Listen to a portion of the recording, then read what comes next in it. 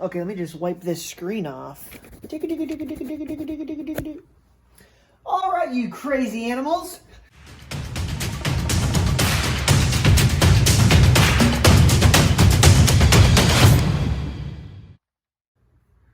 All right, ladies and gentlemen, boys and girls, an exciting episode today on the YouTube channel.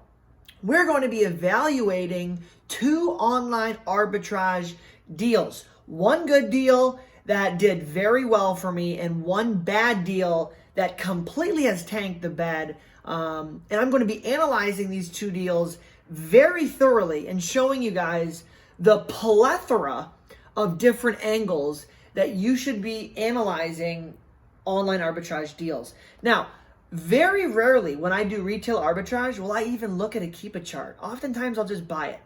Now, typically it's because I'm buying clearance stuff or rare stuff.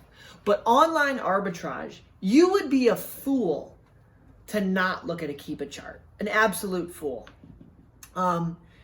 There's so many variables, and you have to remember, with retail arbitrage, typically a lot of the time these deals are very centralized to one store, maybe a couple local stores.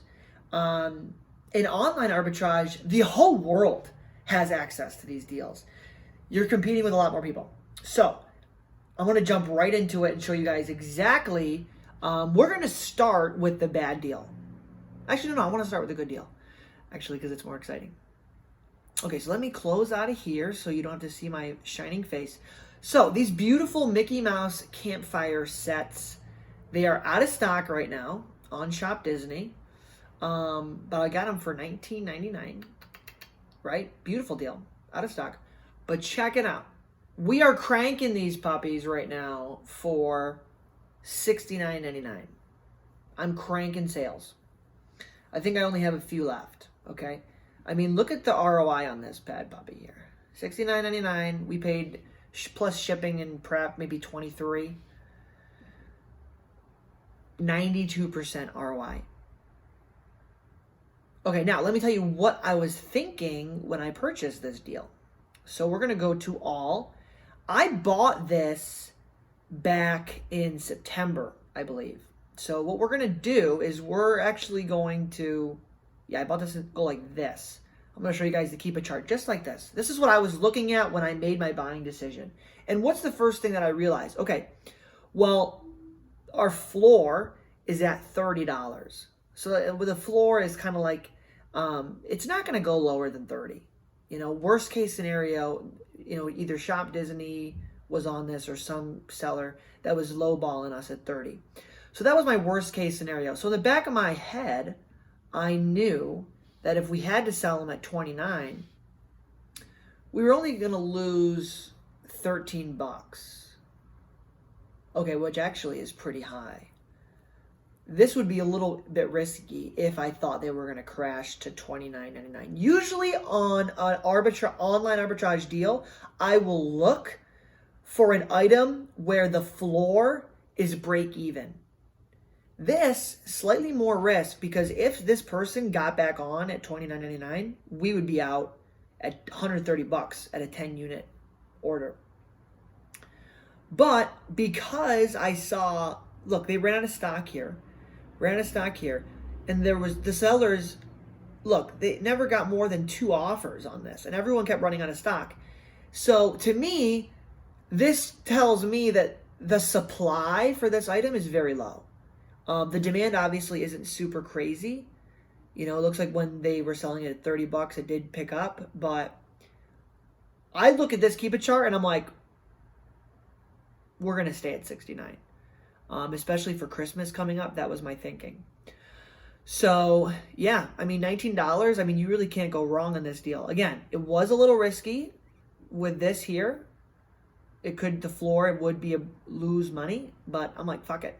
So that's what my thinking here was on this. And it worked out good because, again, now fast forward to 2 months later, the price did stay where I wanted it to stay.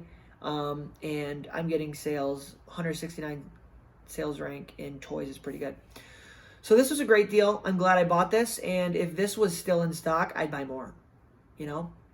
The other thing you can do too, which I love doing, and I feel like this is like no one really talks about this. You can check the supply of an item not just by looking at how many sellers are on a listing, but by also checking other websites and seeing if you can get this on other retail websites. And if you look, no one else is selling this. Looks like it's on Walmart for $100. Okay. eBay for $109. Toy Wiz for $109. This is a slightly rare toy. Okay. No one's selling this. So now, why is this important? The supply is low. If you take an item like this Mickey Mouse campfire, and I copy and paste and I look into Google and I can find it's available on JCPenney, Macy's, Target, Kohl's, and Walmart for $19.99. That is a red flag, honey, because it's only a matter of time before other resellers find that listing on that website and buy inventory. And then if it's available on across 5 different websites from 5, 20, 30 different sellers, that means there's a lot of inventory in the market. The fact that I can't get this item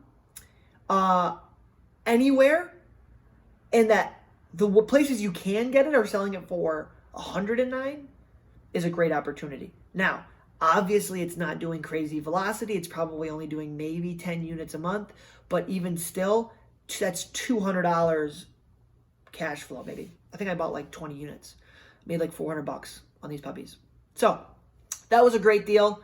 These sold wonderfully. I think I sold, like I said, like 20 units on these. Still selling through. I should raise my price to $79, honestly. I should be matching this guy. I don't know why I'm so low. So let's go ahead and jump into our second listing, which will be this one. Now, this is an item that my VA sourced, and I think I might have screwed up on. So let me just pause this and see what I bought this for. Let me just pause it. Guys, I paid $36 for these. Oh, I know. Let me break down my thinking, where I went wrong, and how I can recover. Okay, let's jump right in. So, I paid for these in here somewhere, I think. Let's go all-time high. Okay. I got these like right here. So, you're looking at this Keep It chart. What's my mind thinking? Well, look, the number of sellers is dramatically decreasing. Supply is lowering. Sales rank's increasing, but that's okay because 170K is still selling.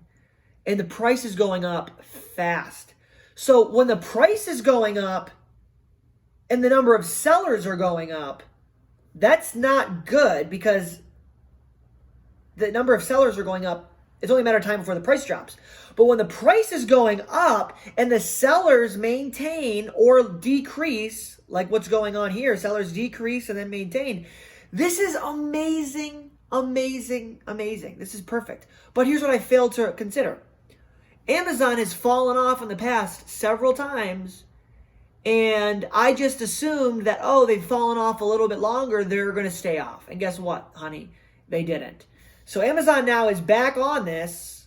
Luckily, it's still buy boxing. It's rotating buy box at 52. But I bought it at $36 on these. Now, I'm going to hold these. Why?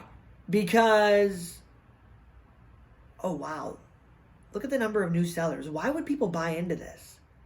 This is probably a bunch of tailors. Everyone saw this and they're like, oh my gosh, buy. So I expect this to not hit more than 18 offers. I don't think it'll go more than that because Amazon's on here. People will, unless a bunch of people bought in right here when it was at 80. But this sucks. Like, I'm basically holding this inventory. Now, I'm not going to sell out at 28. Because if I sell out at 28, look at this garbage. 36, I paid 10 units. It's a $170 loss. Now, I could drop my price to 56 or 52 and probably snag the buy box like that guy did. And at 52, I can break even, basically. So that's good. So That's what we're always looking for. We're always looking for leads where the worst case scenario is we break even or get our money back. As long as we can get our money back, we can get our money back and buy more inventory and we can stay in the game. We can't afford to take L's though. Okay? So this is really cool that we can get the buy box. This is a sign that Amazon is sharing the buy box.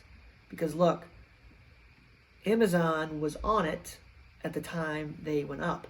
So if we drop, I'm guessing this guy sold out. I don't know for sure, but I'm guessing he did. Yeah. So what I'll do with these is I'll probably hold my price at 80 for another, couple weeks and see if Amazon will sell out when Christmas time goes crazy. I'm hoping they do because guess what? Last year, Amazon sold out. Let me move my face.